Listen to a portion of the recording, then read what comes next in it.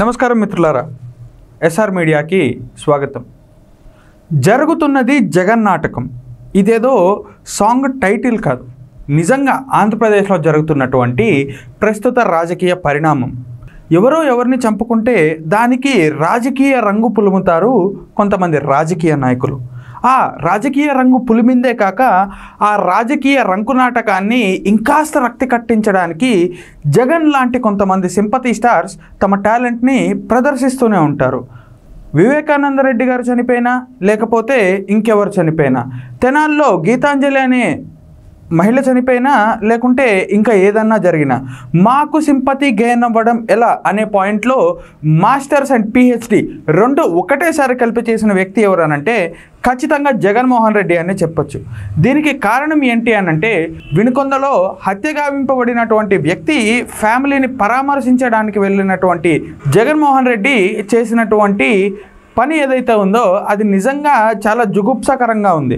రాష్ట్ర రాజకీయాల్లో ఇదొక సింపతి గెయిన్ ఫ్యాక్టర్ అని కూడా చెప్పుకోవచ్చు.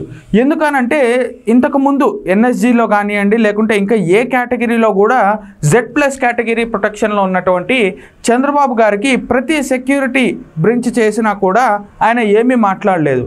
ఆయనకు ఉన్నటువంటి కార్లు కానివ్వండి, లేకుంటే సెక్యూరిటీలు కానివ్వండి, ఎన్నిసార్లు మార్చినా కూడా ఆయన ఎప్పుడూ మాట్లాడలేదు. కానీ for the first time Jagan అనేటువంటి వ్యక్తి తాడేపల్లి ప్యాలెస్ని వదిలి వినుకొండకి వెళ్ళడానికి అతనికి తన సీఎంగా ఉన్నటువంటి సమయంలో అతనికి ఉన్నటువంటి పెద్ద కాన్వాయ్ ఏదైతే ఉందో దాన్ని మళ్ళీ తీసుకుందామని ప్రయత్నించారు.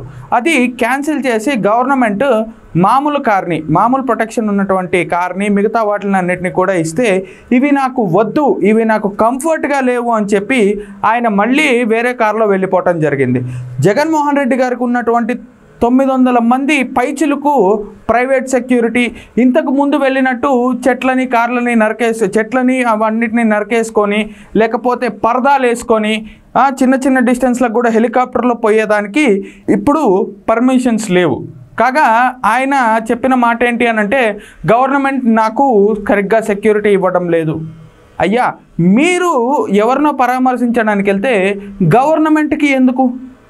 కేవలం ప్రతిపక్ష హోదా కూడా లేని ఒక వ్యక్తి ఇంతలా అడుగుతున్నారు అనంటే, ఇంతకుముందు చంద్రబాబు గారు కానీ, పవన్ కళ్యాణ్ గారికి కానీ జగన్మోహన్ రెడ్డి గవర్నమెంట్ ఉన్నప్పుడు చూసినటువంటి విధానం ఎలాంటిది? కేవలం అంటే కేవలం సింపతి గెయినింగ్ ఫ్యాక్టర్లతో సీఎం అయినటువంటి వ్యక్తి నెలన్నర తిరక్క ముందే మళ్ళీ సింపతి ఫ్యాక్టర్ గెయిన్ చేయడానికి ఆడుతున్నటువంటి జగన్ నాటకాన్ని ప్రజలందరూ కూడా జరుగుతున్నది జగన్ నాటకం అని అంటున్నారు. మరి ఈ విశ్లేషణపై మీ ఉద్దేశం ఏంటి అనేది కామెంట్ రూపంలో తెలియజేయండి. చూస్తూనే ఉండండి ఎస్ఆర్ మీడియా.